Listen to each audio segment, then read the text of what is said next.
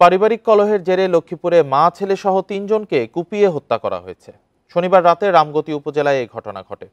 জড়িত অভিযোগে নিহত নারীর সৎ ছেলেকে আটক করা হয়েছে। ময়নাতদন্তের জন্য মরদেহ সদর হাসপাতাল মর্গে পাঠানো হয়েছে। প্রিয় নাম্বার সেট করে বিকাশে সেন্ড মানি করুন ফ্রি।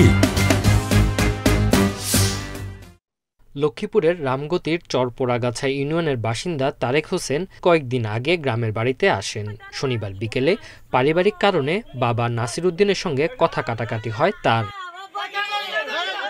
স্থানীয়রা জানান, কলহের জেরে রাত ৮টার দিকে সৎ মা সখিনা বেগমকে হত্যা করেন তারেক। ঘটনা দেখে ফেলায় ছোট ভাই মোহাম্মদ মাহিন ও ৪ বছরের ভাগিনা ফাইরিয়া আক্তারকে গলা কেটে হত্যা করেন। পালিয়ে যাওয়ার সময় স্থানীয়রা তাকে আটক করে। সবাইকে মারছে, আমার নাতির ঘরের হুন টিনেরে মারছে, ৩ গা মারছে গো বাবা। ৩ জনের যে কে খুন করছে, আমরা খুনের বদলা ফাঁসি চাই, ফাঁসি দিই, ফাঁসি চাই, ফাঁসি দিই।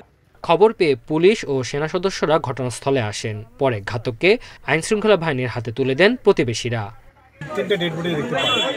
একদম বিলের মাঝখানে একটা ঘর, চতুর্দিকে পানি, ওই চৌচালা একটা টিনে করে পিছনে একটা একচালা একটা লাঠি ঘর ছিল, ওইখানে ছোট 2টা বাচ্চার আমরা ডেড বডি গলা কাটা অবস্থা আমরা সেখানে দেখতে পাই।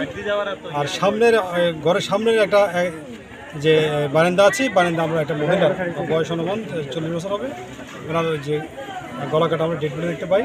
ময়নাতদন্তের জন্য ৩ জনের মরদেহ লক্ষ্মীপুর সদর হাসপাতালে রাখা হয়েছে।